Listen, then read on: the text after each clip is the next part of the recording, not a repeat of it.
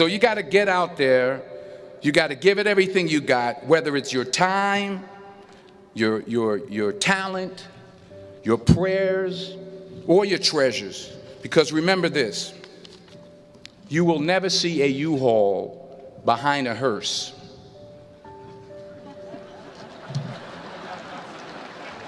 I'll say it again. You will never see a U-Haul behind a hearse. You can't take it with you. The Egyptians tried it, and all they got was robbed. So the question is, what are you going to do with what you have? I'm not talking about how much you have.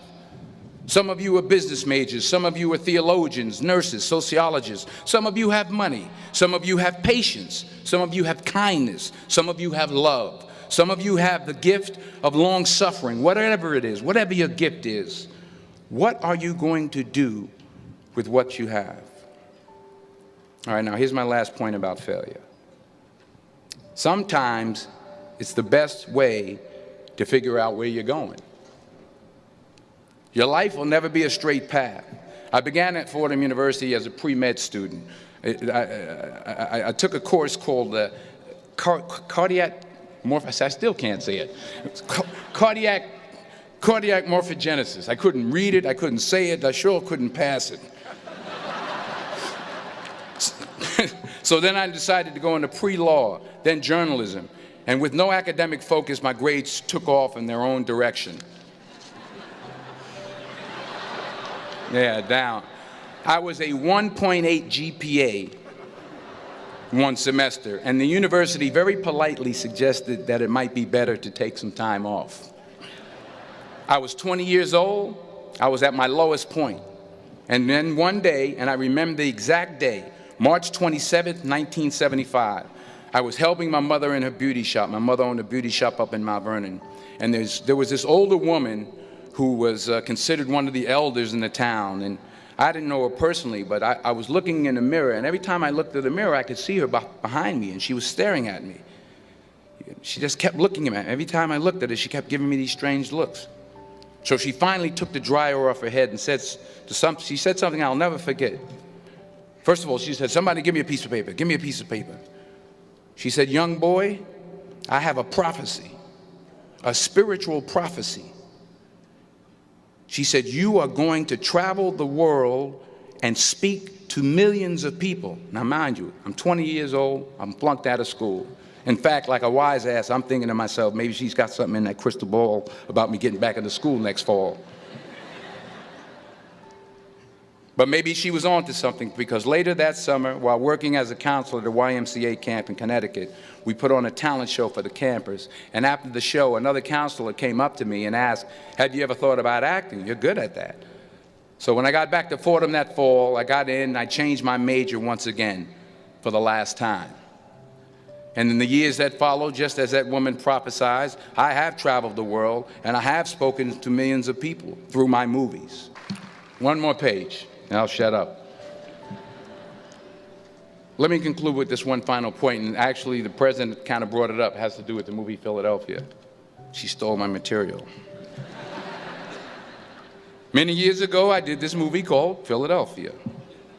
We filmed some of the scenes right here on campus. Philadelphia came out in 1993. Most of you were probably still in diapers. Some of the professors too. But that cracked me up.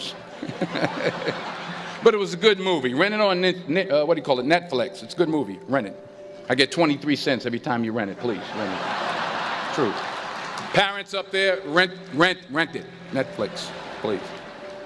Tell your friends too. It's about a man played by Tom Hanks who's fired from his law firm because he has AIDS. He wants to sue the firm, but no one's willing to represent him until a homophobic ambulance chaser lawyer, played by yours truly, takes on the case. In a way, if you watch the movie, you'll see everything I'm talking about today. You'll see what I mean about taking risk or being willing to fail. Because taking risk is not just about going for a job. It's also about knowing what you know and what you don't know. It's about being open to people and to ideas. In the course of the film, the character I play begins to take small steps, small risks. He very, very, very slowly begins to overcome his fears. And I feel ultimately his heart becomes flooded with love. And I can't think of a better message as we send you off today. To not only take risks, but to be open to life, to accept new views, and to be open to new opinions, to be willing to speak at a commencement at one of the best universities in the country, even though you're scared stiff. While it may be frightening, it will also be rewarding. Because the chances you take, the people you meet, the people you love, the faith that you have, that's what's going to define you. So members of the class of 2011, this is your mission. When you leave the friendly confines of Philly, never be discouraged, never hold back, give everything you got. And when you fall throughout life, and maybe even tonight after a few many glasses of champagne, remember this: fall forward. Congratulations. I love you. God bless you.